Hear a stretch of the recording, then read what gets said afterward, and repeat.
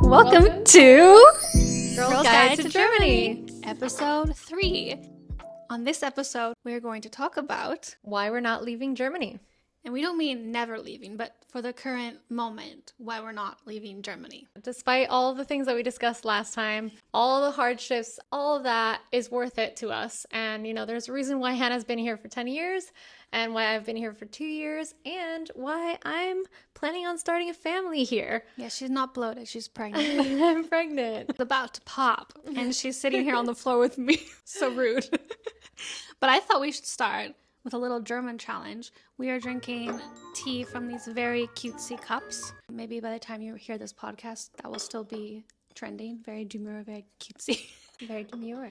We're drinking yogi tea. Hashtag not sponsored, but please talk to us, yogi. Just kidding.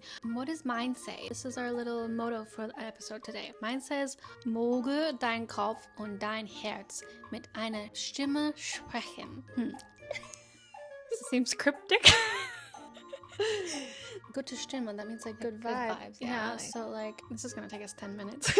We'll be back to figure that one out. What does Christy say? Sei dankbar für das, was du bekommst. And that one's easy. So be thankful for what you have. Yeah, I think this one's more just like, you know, make sure you have good vibes in your head and your heart. That's what I'm just gonna leave it as. Cool. Hannah, do you have any thoughts on why you have decided to stay here? And what we learned last time is that you got kicked out.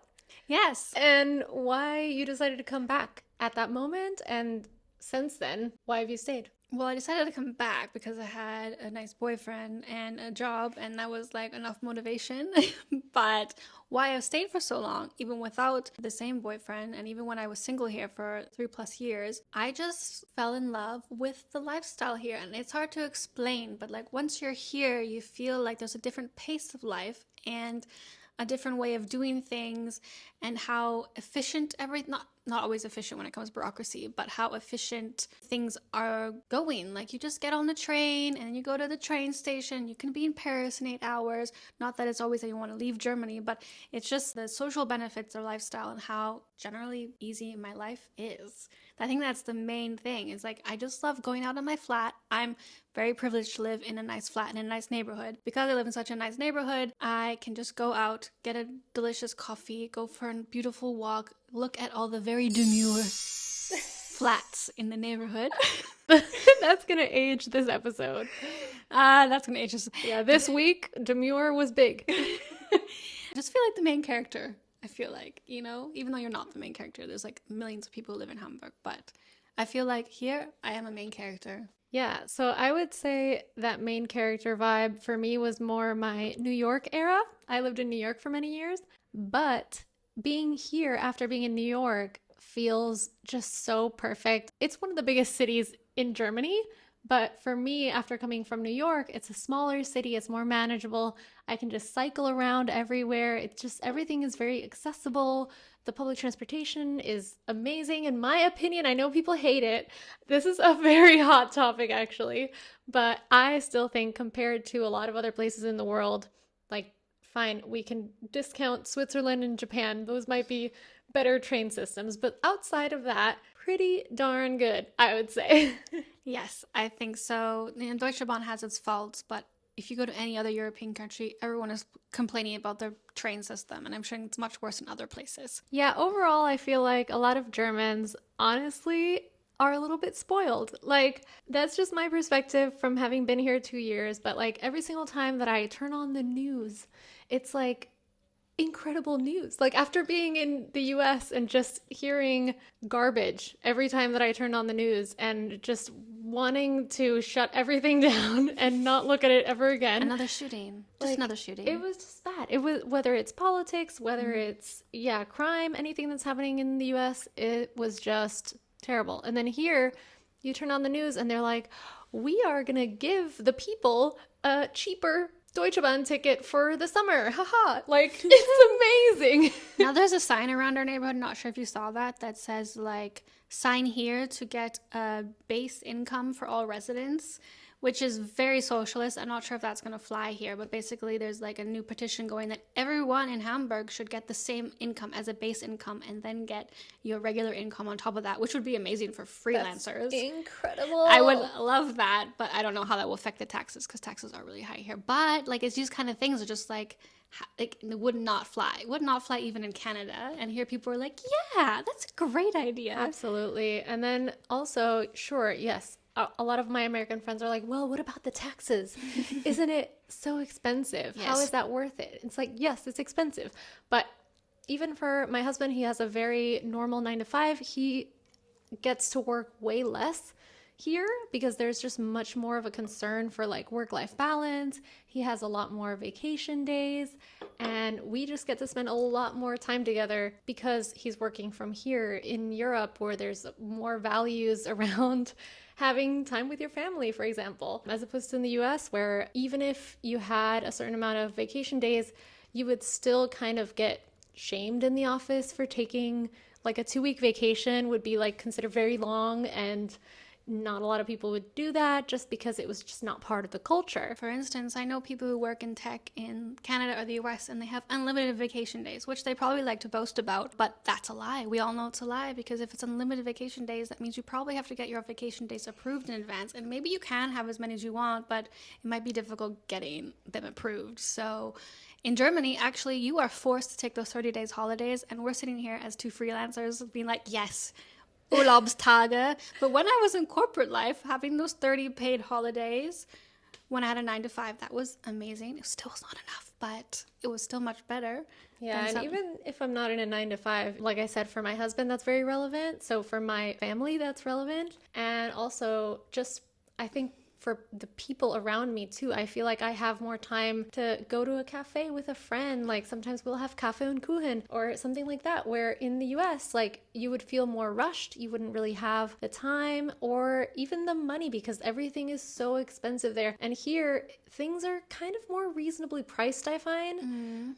So things that are basics, like for your everyday, like your groceries or like grabbing a coffee on the street, things like that, those are much more affordable here than in the US. So it sort of creates this more casual, leisurely lifestyle that we both love. And of course, people say, oh, the weather really sucks there. You know, it's raining all the time. Look how much sun is in Christy's eyes right now.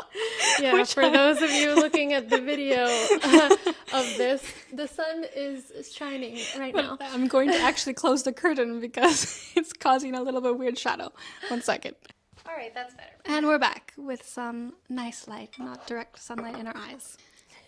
But yeah, the weather, a lot of people ask me about that too. And I don't know, coming from New York, the weather in New York is worse, in my opinion. The summers are definitely hotter and the winters are so cold that you just feel like your nose is falling off and your ears are falling off and the wind is just in your face. So I much prefer rainy Hamburg over those extremes that you find in New York. Yeah, and you know, it's a 50-50 weather chance, at least in Hamburg. I think in the south you do get less rain, but I've been here for 10 years and every summer is a little bit different. Some summers super hot, some summers are super rainy.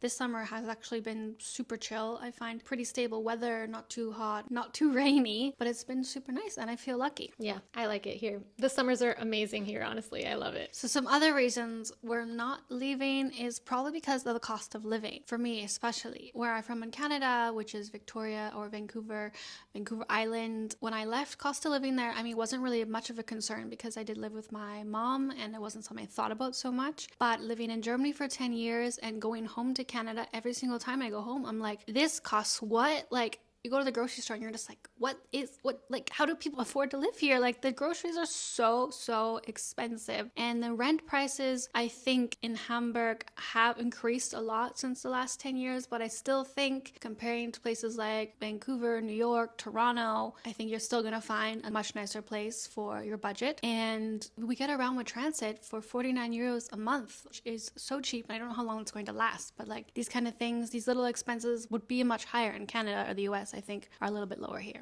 Another obvious one as an American is the healthcare situation here. So obviously that doesn't necessarily apply to Hannah from a Canadian perspective, but from an American perspective, the healthcare system here is incredible. I'm just blown away all the time by how affordable it is, the quality of everything, the quality of every single appointment or every situation right now with my pregnancy. It's just out of this world to me coming from the US. So I'm definitely very grateful and very happy to be here for the healthcare system. The healthcare system too, for a Canadian, yes, healthcare in Canada is free in quote. It's actually just hidden among your taxes. You don't have like an extra cost. In Germany, you pay your taxes, then you pay your health insurance. So you see it and it's not cheap, but it's mandatory. But in Canada, it's just hidden among your taxes, and the healthcare there is free, but it's also shit. You have to wait months to get an appointment at a specialist. And yes, in Germany, there is some waiting time, but nothing bad, maybe like a few weeks at most. I'm also often very surprised about the healthcare. But I've had comments on my Instagram saying, Hannah, whenever you talk about how much you love Germany, you always talk about like the social benefits and stuff, but you never talk about Germans. And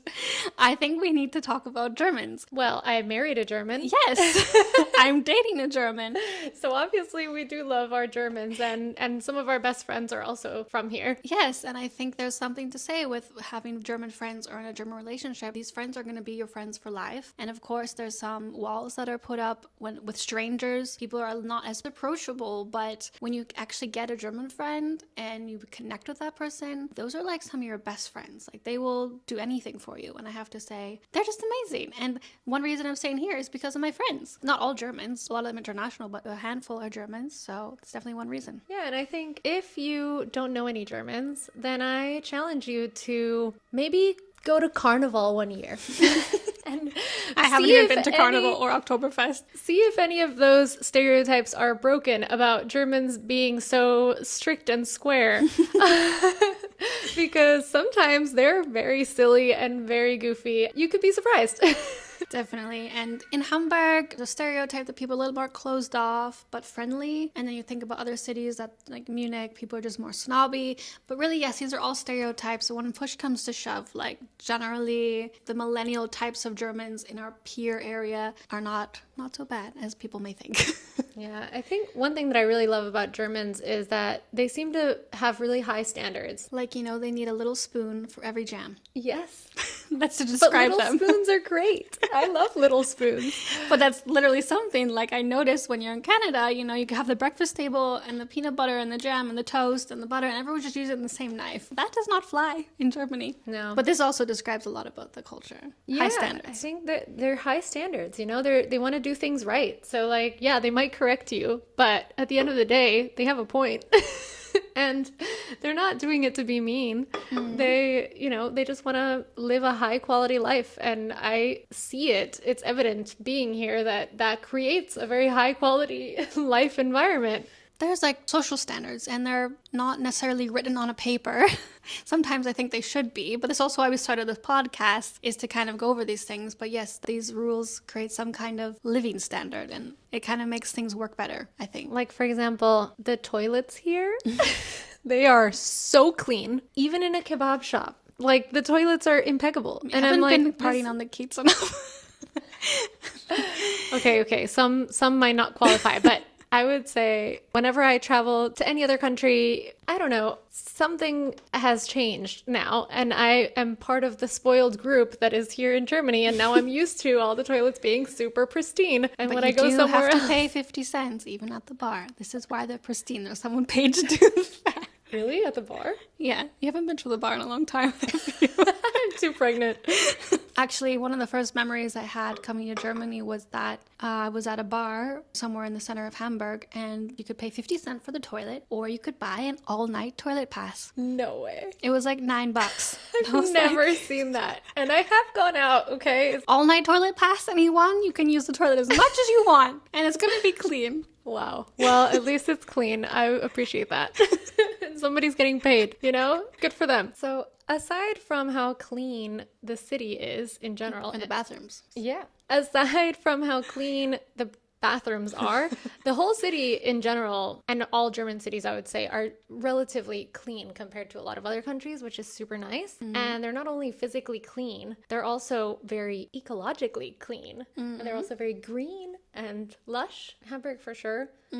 Definitely. So they're also very sustainable. I wouldn't say, Germany's perfect in any way. When you compare it to some other countries, like there's no plastic ban, the single-use plastic ban. Of course, not every single business is taking this into account. You see that, but many businesses do. Like you go to the Christmas markets and there's edible plates and forks, which sometimes just disintegrate. And the fan system The fan, is great. the recycling system is really, really great. You feel like people actually take it very seriously, which is good. Yeah, and in a lot of companies, they enforce policies that are more sustainable. Like, for example, every employee that has a company car needs to have an EV, things like that. Or you can only travel by train, you can't travel by plane Yeah. if it's under a certain amount of hours. And people are riding bikes often. And the biking system is another point we haven't really said, is just how easy it is to bike around in the cities. There's a defined bike lane, feel a bit more safe. There's also a really nice way to get around. So yeah, there's many things about living in Germany that we love. I think one thing I can touch base on is I'm currently self-employed, but when I was in the corporate world, I found that there was a lot of jobs here,